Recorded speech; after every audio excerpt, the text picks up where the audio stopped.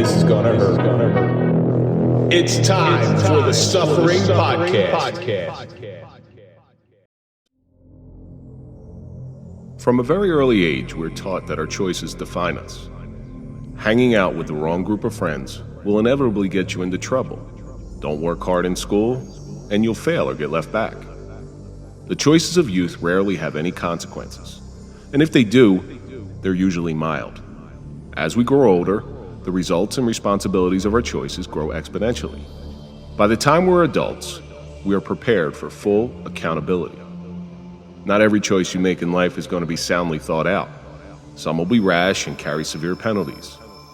The true mark of a human being is that we own all of our choices, both the good and the bad. And welcome back to the Suffering Podcast. We had to break this one up into two, so thank you for coming. My name's Kevin Donaldson. I'm here with Mike Failace, and we're sitting back down with Mike Panus to discuss the suffering of drunk driving. We're going to catch so much crap for cutting it off where we did, because it's about to get really dark. So before we get into anything, we always got to throw a shout out to our marquee sponsor. That's Toyota of Hackensack. We don't trust anybody, but we do trust them. So if you're looking for a car, go to toyotaofhackensack.com. Let them find you a car. And of course, so the cool thing is the gentleman who sent in the social media question actually put in a two-part social media question that I pulled. So I'm going to ask the second part of that this episode. And it's, again, from Terrence N. It said, where the last one said, how can someone take responsibility for their own bad behavior? It's what responsibility do you take for your own bad behavior? Mike, you're our guest. Man, that's a good question, Kevin. When I make a mistake, I need to punish myself and do whatever I can not to repeat that mistake. And that's what I'm holding myself accountable for today, in things that I've done in the past. And I don't want to disappoint myself. And you don't get involved in that like self-mortification stuff, do you? Where you got to whip yourself in the back? No, but I think I maybe should, like maybe a shot collar would probably be. Or no, like, a cleash. You ever see, what is it, the Da Vinci Code? The monk puts the cleash around his leg to remind him that Jesus always, that's what that's for. It's to remind you that the pain is there. There's just things that I need to be different about and just hold myself accountable more and not repeat those mistakes. And, drinking and driving is one of those things that I do not do. I choose not to drink, and I learned a very, very, very hard lesson in that one part of my life. But there's other aspects of my life that I struggle with and want to become better every single day. And, just want to hold myself accountable and be better every day. Mike? It's really all about self-accountability. Every action has an equal and opposite reaction, they say, or whatever. So, whatever you do is going to have Newton's third law. Yeah. Yeah. I just need to be able to grow up and make a smart adult decision. Yeah, exactly. And it's all about being accountable for your actions. You, like you said, if you're going to do something, be prepared for the ramifications from it. Yes, sir. After my shooting, I blamed a lot of my bad behavior on the shooting and what it did to me mentally. Now, there are still those bad behaviors there. They're less than they were, obviously, but they're still there. The difference is how I react to them. Yeah. Where I will sit there like you, I'll go beat myself up for a while. But now I give myself a finite time of how long am I allowed to be in my own little pity party. Yeah. So say it's, okay, Kevin, you're feeling bad about this. You got 15 minutes. That's your pity party. Then get over it. And then I take responsibility for what I did. If I wrong somebody, I will go apologize to them.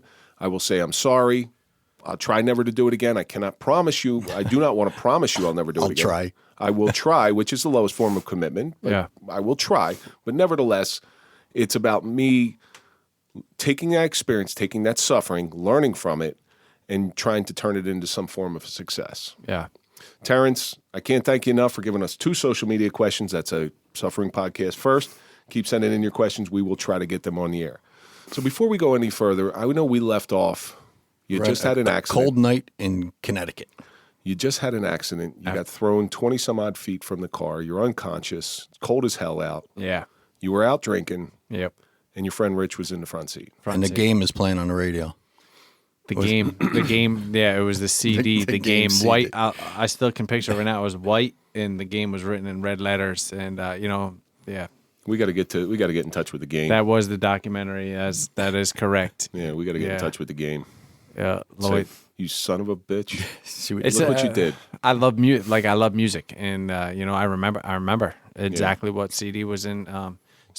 Well, your auditory memory is better than your visual memory. Yeah, it really is. Like if you get your other senses give you better memory than visual. Like if I see that book, that's great. But if I read that book and it gets in here, that memory is better. Yeah. If that book had if it was a scratch and sniff book, I would remember it even better.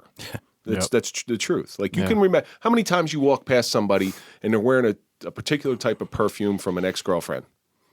Right? And you're like, I don't have any of those. I don't have any of those. I don't know. I can't smell anything. No. But you understand what I'm saying? Do. Like a smell will bring you back. You remember the scent, but you don't even remember what the girl looks like. The funnel cakes remember you of the seaside, or just those smells bring you back. Yeah. Yeah. No, I got you, man. So why don't you give our audience a little recap of what we spoke about last time? So here I am, serving the Marine Corps, New Orleans, Louisiana, partying, having fun. Brought the same sort of terrible decisions of drinking and driving and partying up to Connecticut while I was in college, and just kept making the same poor decision and stupid selfish decision of drinking and driving, and never thinking that anything could possibly. But like you said, I mean, it was common practice. You didn't know it was really a poor decision at that point. I'm sure at some point in your head. Yeah, Mike and Kevin, like we're told, like, oh, gee, it seemed like a good idea at the time. I'm gonna get into another point a little bit later, and we're gonna circle around back to like this when we're told, and I'm gonna like kind of circle around and give you an example at a different portion and a little bit later on, and just going out having fun. 24 years old, senior in college. Going out dancing, having fun, being that crazy Marine. Yep. I don't think I ever met a sane Marine. No, they're definitely a different breed of individual. They really are. They go a little harder than everybody else. Yeah, it's a Marine Corps birthday. November 10th. November 10th. So my daughter's birthday is the 12th. Really? And when she was going to be born, I was like, sweet, it's going to be around Marine Corps. Never forget it. I'm like, sweet, and then I'm like, that passed shit.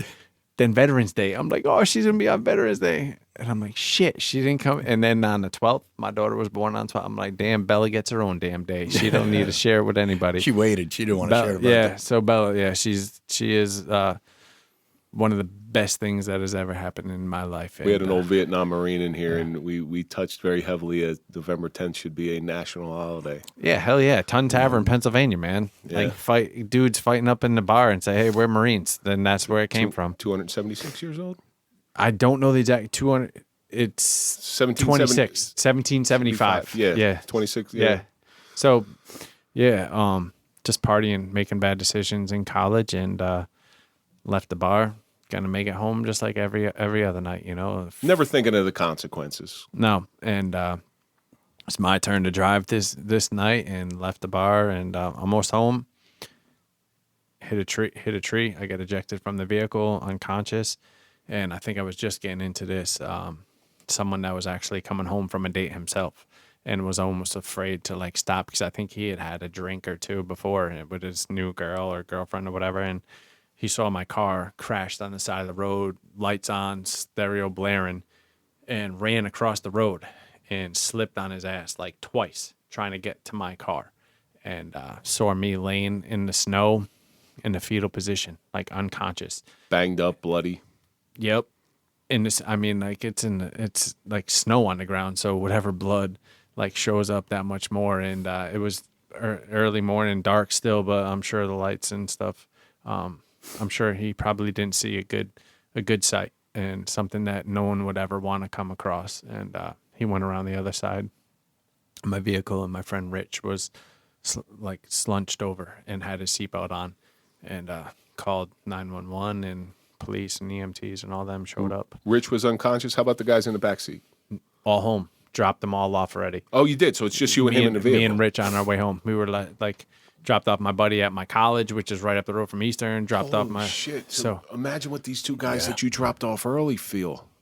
Holy shit. One of my good friends, the one that I borrowed the shirt from, like later on in life, I realized he kind of had like his responsible for letting me leave his house last. Yeah. My good friend Nick, and it kind of had an impact on our friendship for quite a few years until we kind of like hashed it out afterwards. But that's still something that here. Police, everything come, to the scene of the accident, and I'm laying in the snow, and my good friend Rich was pronounced dead on the scene of the accident. 23 years old. What was and his injuries? Died of head trauma, and I'm gonna get into. I don't know if the camera can like see this. This is his memorial card that every time I go and speak. So there's a story behind that card. I just want to say his name real quick. Yep. It's Richard Lee Bronson, October 10th, 1981 to February 5th, 2005. Yeah. No, yeah, February 5th, 2005. Damn. Yeah, so 23 years old, and that number 23, I always do 23 push-ups, 23 reps whenever I'm done in the gym, and I do that because of my friend Rich, who was 23 when he lost his life, and Rich was awesome, and his life was cut way too short because of a stupid decision that I made, and still carry that with me every single day. So when did you find out that he had passed? Because you're unconscious. So imagine you get taken to the hospital. In a coma for 4 days. Patriots, Eagles, Super Bowl, and I remember my buddy was an Eagles fan. Eagles win. No, they didn't win that one. They didn't win that one? They got their ass kicked by the Patriots. Oh, man. Yeah, I think that was the Donovan McNabb one when they got their ass kicked. I know which one. This 2005. Yeah, so I scrub. I obviously with a broken leg in that game or something. So like I remember I was talking shit to my buddy who was an Eagles fan, and he's like, "Yeah, man, they might as well not even show up and play the game, right? Just sarcastic or whatever." And the Philly fan. I think the Patriots kicked their ass. And anyways, my family and friends came and watched the Super Bowl with me while I was in a coma, and the doctors didn't think I was gonna wake up. They even told like my parents that like even if he does wake up, he's gonna be probably brain damage or whatever. They didn't know the extent of my brain injuries, and like 4.5 days later, I wake up and they tell me that I asked to score the Super Bowl, and like everyone was like holy shit, like crying and upset and everything, and my family told me that Rich passed away, and I had a traumatic brain injury. I had a traumatic brain injury, 3 broken ribs, punctured lung, broken hand, broken shoulder, 2 broken vertebrae in my back, and I'm like serious injuries myself in the hospital, and they tell me that Rich passed away, and it was hard to process. And when you have a brain injury, I'm still a little fucked up, not gonna lie. Like, yeah, still. Some people might. I might agree. I think we're all a little. Well, just so everybody knows, Mike's girlfriend is in the control room right now, listening to this as we speak. And she probably would like to have a microphone right now and agree. No, but anyways, everyone asked me like, "Oh, do you notice that you're different, or like, has it like? I mean, there's obviously studies that they do on the human brain, left hematoma, traumatic brain injury. Yes, it's amazing how, like, after that brain injury, they told me Rich died. Couple hours later, they like whatever, and they'd be like, man, and I'd say to my mom and my friends, I'm like, man, hope Rich is fucking doing better than I am. Like, I'm struggling, like I hope he's not struggling. And then like I was like telling my friend to go home and get my hair gel so we could go out, like make sure like you bring back my shirt. And I was like, I'm in the hospital, like practically like barely holding on, and my friend is gone, and like just couldn't process it. And you still on pain meds at this point, or? When I was in the hospital, I still remember, like, I obviously I was pretty screwed up, and I do remember I cracked this tooth in the back, and like one of the back molars. And once they took me off the pain meds, I took a drink of water. Yeah, and I don't know if you ever had a freaking nerve. Yeah. I'm like, holy, like, like whole, and you learned to deep throat the water real quick. Man, I don't know, but that is, I don't know if anyone had a nerve exposed. It is like, bone shattering. And so anyways, they had to like cap. So I remember when I left the hospital, I wasn't on too much, and my mom was like really strict about, making sure I did not take pain meds unless I needed it. And I think I switched over to like Motrin or whatever pretty shortly after. And like compound fracture in my hand, I remember I had my bone was popped out of this hand. They had to do surgery on my hand, but I just want to make this known to the audience, like no matter what injuries I suffered in that accident, nothing compares to what I caused. And that is why I am here, and that is why I wrote a book, and that is why I go and speak. And if I can prevent one person from making the same shitty decision that I made that night when I was young, 24 years old in college. You can't unring the bell, okay? Unfortunately, some of the decisions that we make in life, you have to live with, and you better learn to live with them because they're going to be there forever and ever. Yes. Your buddy's never coming back, and you have to come to terms with that. When did it actually, like, really sink in that your friend's not coming home anymore? It was when I was at home. I remember I lived, my room was upstairs, but my injuries were so bad I couldn't really make it up the stairs, and I stayed on the couch downstairs for a while, watched movies and stuff, and just told my mom one night, I was like, Mom, why me? Why was I left here? And I think we all go through that when we go through a traumatic injury. Why me? I remember I broke down and I was crying. And when you see pictures of my car, like, I don't know if you have seen any of the videos or whatever, it is almost incomprehensible how I survived that accident. I got shot out my door. The door cracked open barely from where I hit the tree. Right where I hit the tree, cracked the like where it sealed in the door, and my door popped open, and all that impact, I went shooting out my door. And state police, did investigation. They said I was like within a centimeter of being dead, like where I hit the tree twisted my seat. Were your shoes still on, or did they come off? That I don't. I think I still was wearing, like, because usually you're talking to a guy who did accident investigation his whole career. Usually, when the shoes are off, you don't make it.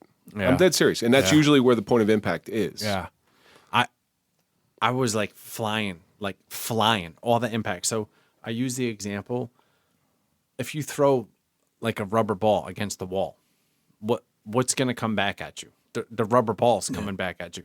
The wall's not going anywhere. So all that impact, that tree that I hit, didn't move. My car stopped, and anything that wasn't like an object in motion stays in motion. Exactly. Like if it wasn't seat belted or bolted down, that was getting thrown out, and that's what happened to me.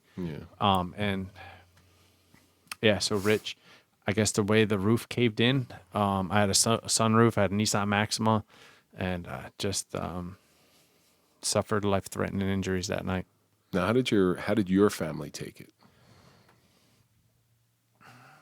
This whole February 5th, 2005 has impacted my family and so many people's lives still to this day. Yeah, because you're going to be known as the guy around town. Like, that's him. Yeah. That's him. I was afraid, like, here I am, the outgoing, sociable guy that always wanted to go out.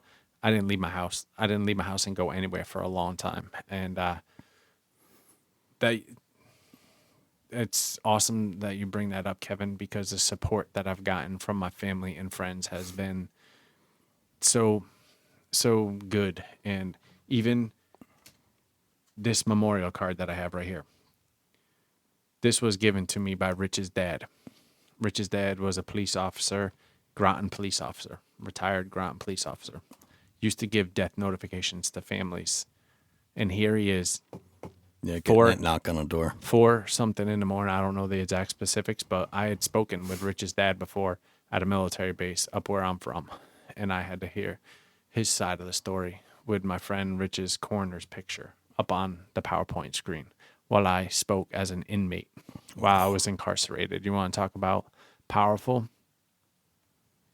Yeah, that's probably one of the most powerful days that I will like never forget in my whole entire life. Here I am, inmate, incarcerated, out with my friend's dad talking to Navy soldiers. And so, yeah, they knocked on the door and gave him the wallet.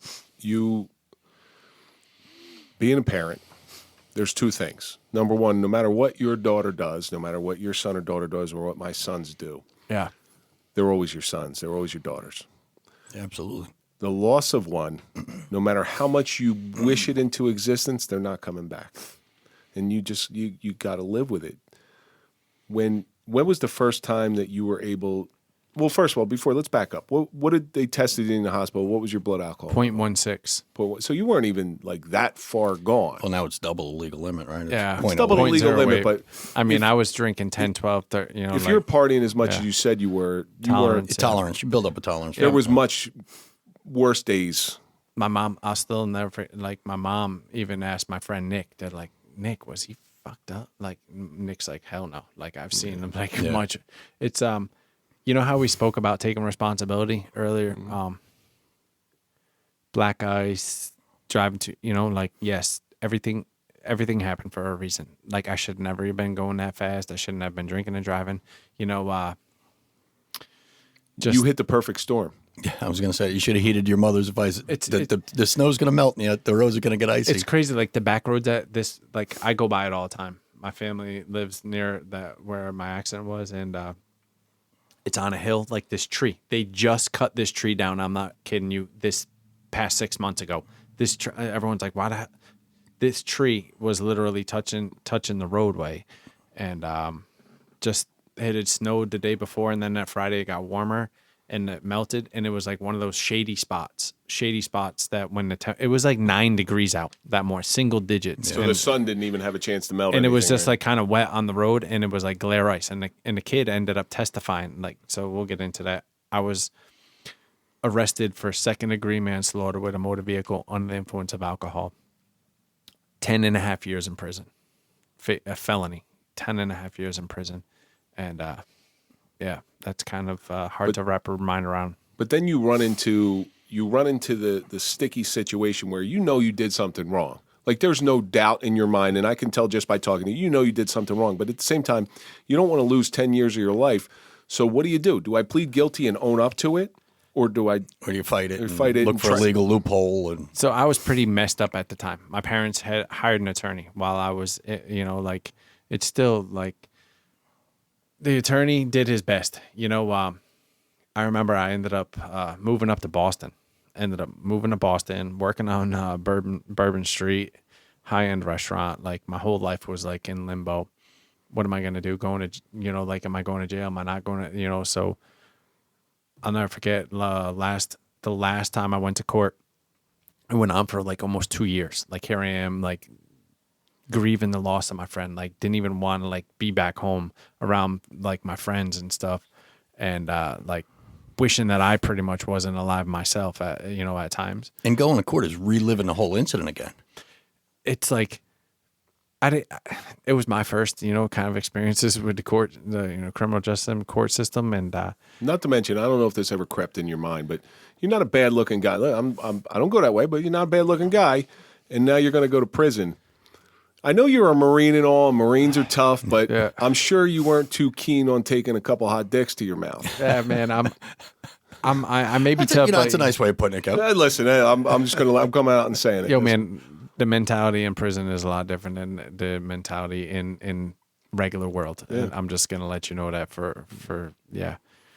So yeah, the thought of going to prison for 10.5 years really wasn't something, but I never looked at it that way. I wanted to take responsibility, and, you know, like you said, you know, Rich is never coming back. You know, even if I did spend time in jail, whatever, I knew, like, I always had a positive mindset of, you know, like, I know I'm gonna have a good life one day, and I'm gonna turn this around. Like, early on, I always wanted to go out and, like, tell people. So my last time I show up to court, judge says 5 years. And this is the last offer. Last plea bargain. The last offer. Either take 5 years or go to trial. Like, I sat in that courtroom. 5 years seems like an eternity. Absolutely. Yeah. That you said I'm sort of pretty. Yeah. 5 years in prison didn't seem to really that yeah. It didn't seem like a great deal. Didn't seem enticing. Better than 10, but still. Yeah. So my attorney's like, no, this is a Marine, never been arrested, never had a record, and we'll bring it to trial. Shit you not, man. Showing up to trial was like eye-opening. Like I couldn't believe I was sitting in the courtroom, showing up every day, In selecting a defendant chair. selecting jurors. Mike, I'm not shit. Yeah. Like one of my old substitute teachers' baseball coach was one of the jurors got picked, and he's like, nope, sorry, can't. Mike was one of my. Yeah. I'm like, holy shit! Like this, it was like real. It was like reality setting in. It was like crazy. Yeah, that was a tough time. The whole court trial was So did you plead? Did you go? You not went, guilty. You Went to pled not guilty. Went to trial. toxicologist, friends from the party, like everyone. It lasted like a month, and never forget it, man. Breathalyzer experts, all that stuff. Trying to Yeah, there was like a Ringer's lactate that like my attorney found out from a scientist. A Ringer's lactate causes a double negative when you have a brain injury. That's the solution that the EMTs gave me when they were transporting me from the ambulance or whatever. And the scientists say it like has a false positive on alcohol rate, like whatever. I'm just glad everything worked out the way it did because Rich's dad gave this to me when I was in prison, and they saw that I took responsibility and served my punishment. Well, how many years did you get? I got sentenced to 5.5 years in prison. Oh, you got found guilty? This necklace, found guilty, took it off, gave it to my mom. Took off my suit jacket on a Tuesday. I'll never forget it. Tuesday and afternoon. And lost 4 years of my life. Almost 4 years of my life. I was a convicted felon. Where did you go? First one is off like a highway up where I live. It's called Corrigan. I know Corey. I know. 24-hour lockdown, man. Like looking out the window, like shit. It's gonna be a long time. So I've heard this from other people who have gone to prison. The first time that door closes on you. Yeah, it's allowed. Like, yeah, my pen dropped down here, and it kind of was loud. Yeah, it's something like that. You know, you never forget it. Like now it's real. That's reality. It's like I was a Marine though, and thankfully I was blessed with a strong mind, and it wasn't like, oh man, poor me, I'm in prison. I'm like, this shit is what I deserve. I was given a punishment, and every day is one day closer, and that was the mentality I had. Food was probably better. The what? The food was probably better. In Marines was. Oh, it was? Okay. Yeah. All right. The food in But you prison didn't have drill sucked. sergeants yelling at you all day. Yeah. Like the food in the prison sucked. Like that, and that's putting it mildly. Yeah, it sucked. So was there a moment in prison where you're like, okay, now it's time to turn the page. Now it's time to. I remember. So I went right to prison after I was found guilty from the trial. You can either bail yourself out, Appeal it, all that stuff. And appeal down the road, maybe. Yeah, like I watched Dateline, Nightline, all that shit, and like appeals, and there was none of that going on. It was either me starting my time then or getting bailed out and then going back. And I'm like, nope, I'm not paying a bail. I'm starting my time now. So we started my time, and here I am, go to work. Like I work as an inmate right away. Like some people that I knew were correctional officers, helped me get into a job. And I was a tutor. I was a tutor for these people that are working on their GEDs. I'm a college graduate, business degree, and I wanted to use my mind as best as I could and help and give back. So I was in Corrigan for like 3 months, almost 3 months, and then sentencing day comes. My parents hired another sentencing specialist, letters of recommendation. I had like lieutenant colonels flying from California, another attorney from Houston, fly in town, and like had over 100 people in the courtroom to speak on my behalf. And my attorney's like, tell me where you're from. Every person came up to the microphone. I know Mike from this place. And I was sentenced to 5.5 years that day. And you want to talk about, you get held in the, like they call it the tank or whatever down below. yeah. My head hurt a lot when I was sentenced to 5. I was like, holy, like when I first saw it on paper, like 2021 or some shit, like when my parole and probation would be over. Like, damn, is the world even still going to be around in 2021? And like, That's here we are now. crazy. Yeah. There's a lot to be said, but there had to be a moment of clarity in prison for you to be there and where you are now. Something had to turn. I made a mistake. And you know what I told you I would refer back to earlier. You know, we're all told a million times not to drink and drive. Oh my God, the commercials, drunk and drive, even on the highways, you know, click it or ticket or drunk driving, gets, you know, like everyone's told. Drive sober or get pulled over. Yeah, all that stuff. You know, we see it in our eyes and all the time. And But it's like white noise. it's like until that pain, we feel like that, damn, that hard pain. And that was a wake up call to me. And here I am in prison, get sentenced to 5.5 years. There's this guy named Bobby. He was kind of like a cool dude that looked out a little bit after, because as you said, Pretty boy in prison. I needed a little bit of, you know, like people on my side, you know. It's either that or you better start duct taping your ass shut. Credibility and earn, you know, like with other people. And I knew how to play the game. Like I was mentally prepared and prepared myself to play the game. And I knew I was not going to see any of these people ever again in my life. But anyways, Bobby was a dude that kind of like had my back and I had his back, you know. It's all kind of a brotherhood type thing. And he was in prison for bank robbery. Got sentenced right around the time, armed bank robbery. Got sentenced around like same amount of years as me, who's going out with their friends on on an innocent night out in college.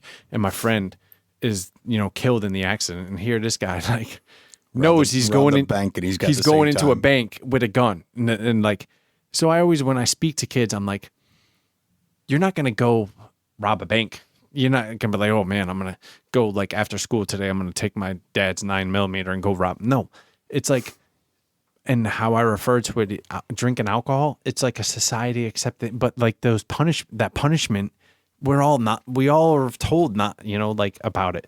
So it's kind of crazy, you know, when you think about the two, you know, the punishment for someone going into a bank with a gun and someone that goes out just having a few beers with their friends. And so I made that choice when I talk to kids and all that stuff. I'm like, that's a choice that you need to make today. A promise that I will never drink and drive. Like, it's like flipping on a switch, you know, like it's a decision that you need to make in a commitment.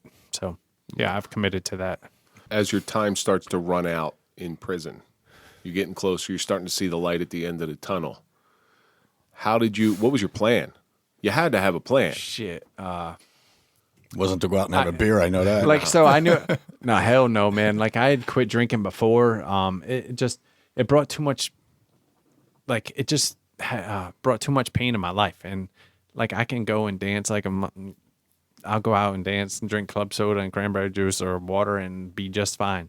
It's like, well, that's the thing now. So if you're sober and like I haven't touched a drink in it's like 7 years or 8 years, something like that. Yeah. So I'm fine with that. Yeah. What makes me uncomfortable, like, oh, you okay if I have a drink around you? I'm like, go ahead, go do what you gotta do. I'm like, dude, I'm not an alcoholic. Yeah. Like it's see, like me, mainly, I don't like to be different than, I don't like my personality or whatever to be altered because of something that's in my body. You know, like I want to be like this, you know, and like, yeah. And plus I don't like waking up feeling like shit.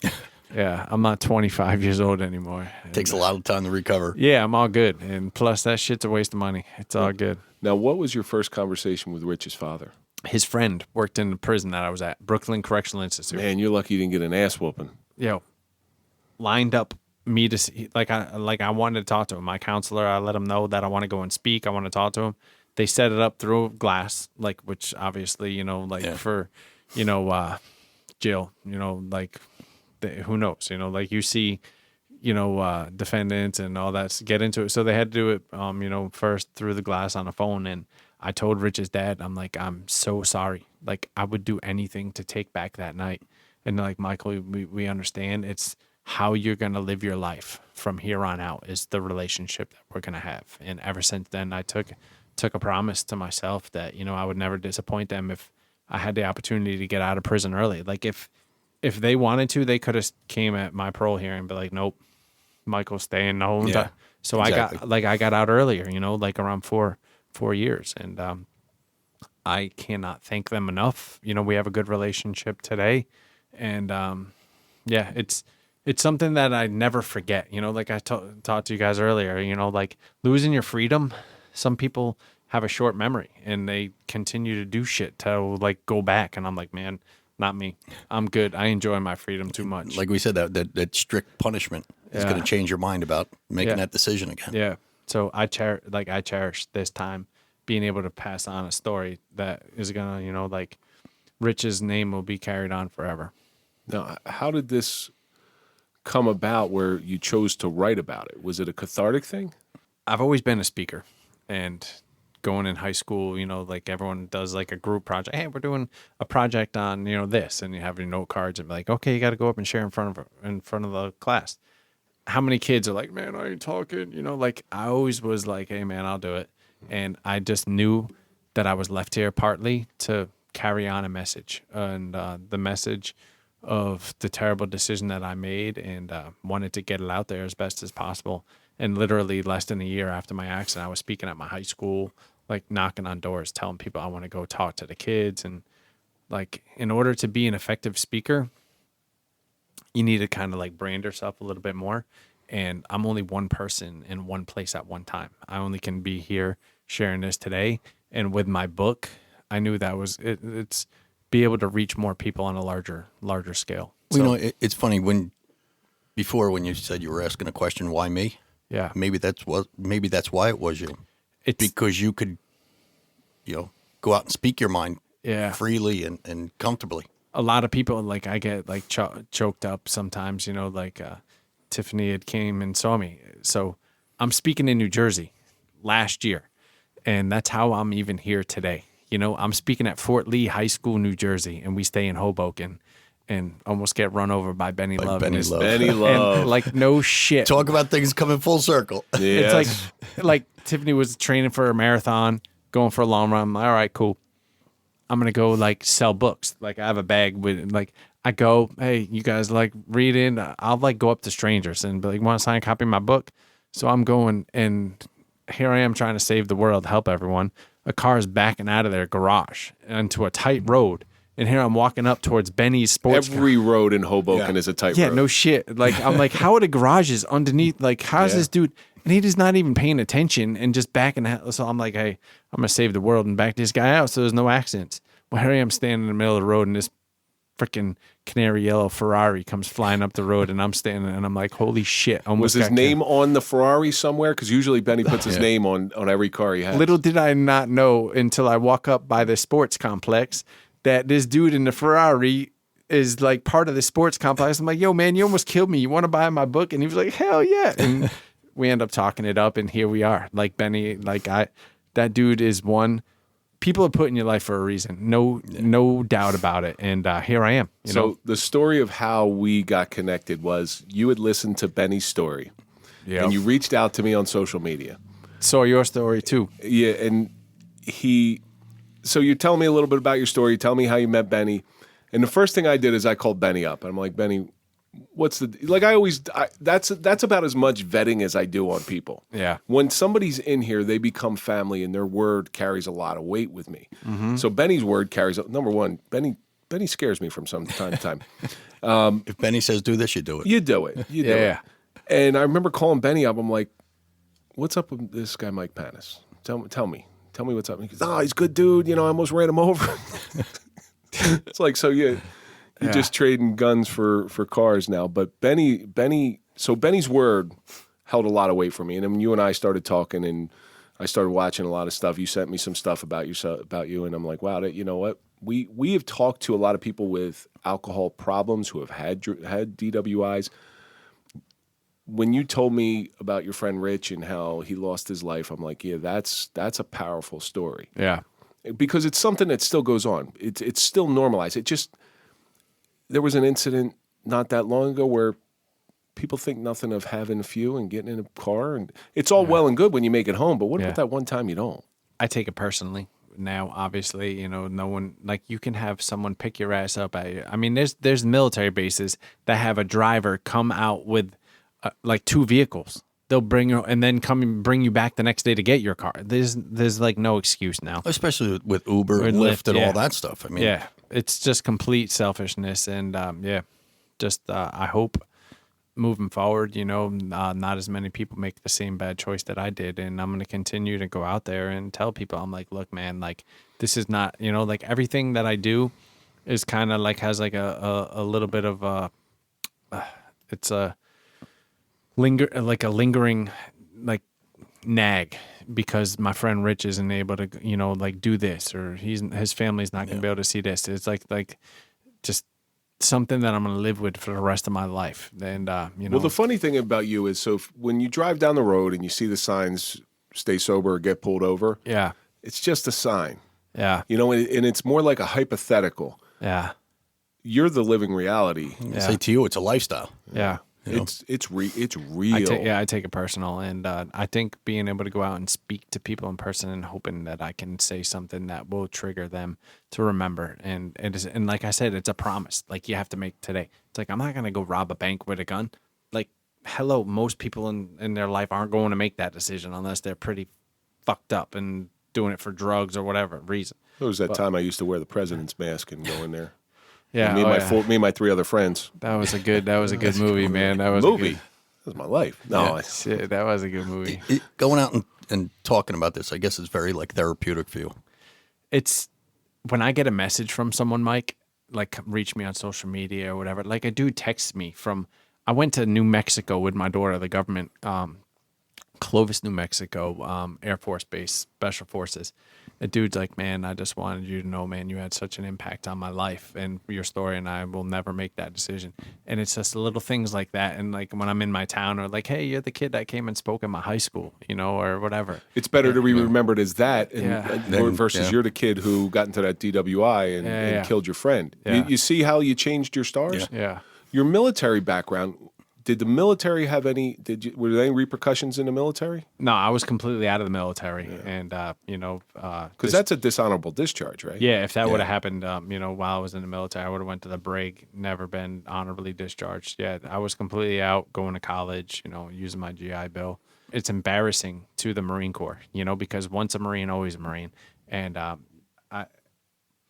I made a decision to use my military uniform on it, but I was going to say, did you have to get the okay from them for that? Or I didn't. It's my book, my rights, and all that stuff. But still, everyone has to remember, like, you're a Marine. You represent the United States Marine Corps. But I knew it was a powerful cover of my book to show,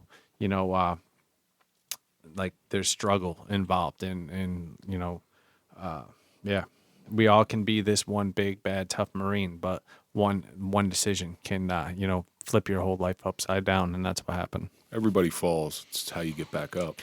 Yeah, I'm still learning how to pick myself up every day. So you had posed a question. I know Mike touched on it a little bit with, why you and not Rich. Yeah. I think Mike hit the nail on the head with that, because had it been reversed, where Rich survived and you didn't, yeah, it's very possible, and it's very possible that Rich wouldn't be able to go out and tell the story and have the impact and have the effect on people that you're having to this day. Yep. So you answered your own question with that. Why you? Well, I'll tell you why you, because this is what you need to do. And that's what, like, kind of motivates me. Like, getting those messages, or like, if I can change someone, even like my story is, turned more into, having a positive mindset. Shit happens to all of us every single day. Like, nothing. God gives his toughest battles to his strongest soldiers. Yeah. Yes, and I heard one the other day. So suffering can either open your eyes or blind you from the truth. And I heard that one the other day, and I'm like, damn. There's so much truth in that statement. And the other thing with this is you could have went the other way also. Yeah. The woe is me thing, and fell deeper into the bottle. Yeah, like, here I am. I got a complete pardon from the state of Connecticut. Oh, so you're no longer a convicted felon. Good. I have my pistol permit. Because you wouldn't be the first felon we've had in here. No longer a felon, and I'm a state I'm a state employee now. And the whole irony. So I started with Rhode Island last year. I was actually in Cancun last year with Tiffany. Probably the best week of my life in Cancun last year. And I started in Rhode Island DOT, and I applied for Connecticut and Rhode Island. Rhode Island offered me the job first. And my last day working in Rhode Island before I went on vacation to Cancun, started in Connecticut, which would be this like Thursday or Friday, exactly a year.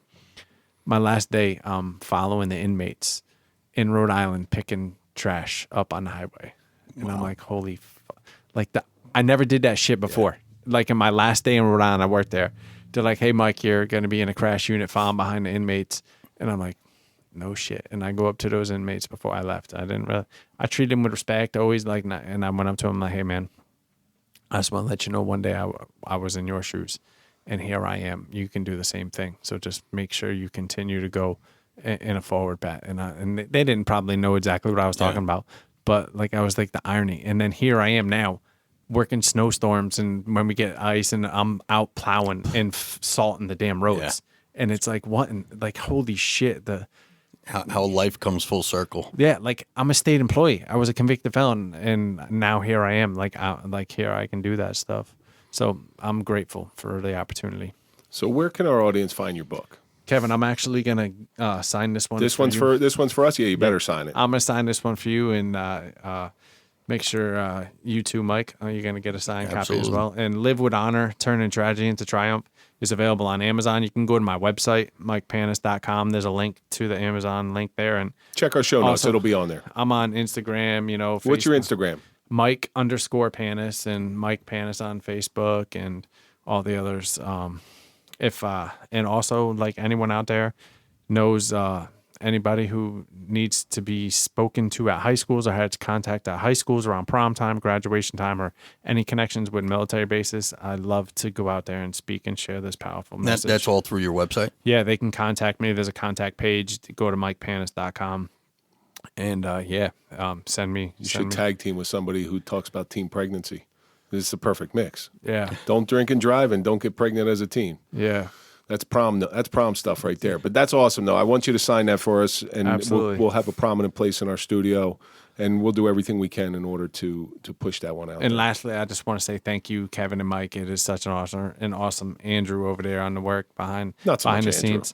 And just lastly, I want to thank Rich's family for giving me the opportunity to have forgiveness and continue to honor Rich.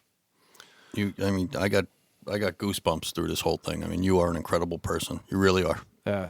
And I mean, that's Mike. I'm still in the work of becoming better every day. I thank you for that. But like I've said and told people all the time, like this is all I knew. This is all I knew, and this is the path that I chose in order to go out there. And like we said, I was left here to hopefully help other people make a better decision. And thank you for that. But it's just all I know. So we're coming to the end of this thing here, and we're not going to bring it back a third week. Don't worry about it. No, there's a lot to unpack on this one, but I always end every show because there's a lesson in everything. Yes, sir. There's a lesson in your suffering, and I always try to find out what you have learned from your own suffering. I have learned that no matter how invincible you think we are, we're not invincible, and I still have a lot to work on and become better and perfecting that every single day. We can be kicked down at any point in our lives at any time, and it's just we're not invincible. It's a plan that we have to overcome obstacles in our life, and like you said, it's how you get up. And I'm going to continue to get up and do the best thing I can. You said no matter how big and bad you think you are, there's something out there that's bigger and badder than you are. 100%. And there's going to be another time throughout your life that you're going to get knocked down again. Yes, sir. But at least you're going to be a little bit better prepared in order to pick yourself back up.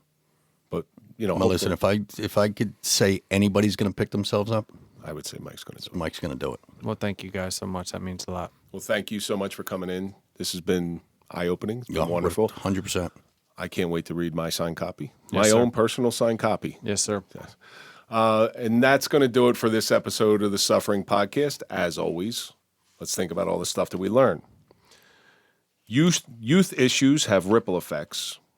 Hang with dogs long enough and you'll get fleas. Consequences need to be felt, not just a threat. Decisions become habitual. The question is, why me? because you're not done yet. But most importantly, and very important, I want everybody to remember Richard Bronson, 23 years old. Kevin, I am so grateful to have connected with you and be a guest on the Suffering Podcast. Life is what you make it, and anything is possible. Always, Mike Panus. And Kevin, I'm so happy this day happened. I'm so happy I almost got ran over by Benny Love to make this happen. So thank you so much for letting me be here, sir. Thank you. Thank you so much.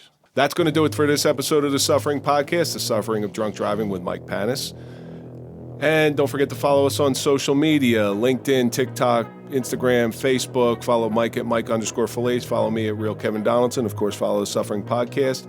Don't forget to check out popple.com for your digital business card. Put in TSP20 for a nice 20% discount. Don't forget also, you can always listen before you watch. All of our audio episodes come out on Sunday before they start airing on YouTube on Monday. And ring the bell, subscribe. Let's get to 10,000. And we're going to see you on the next episode of Suffering Podcast.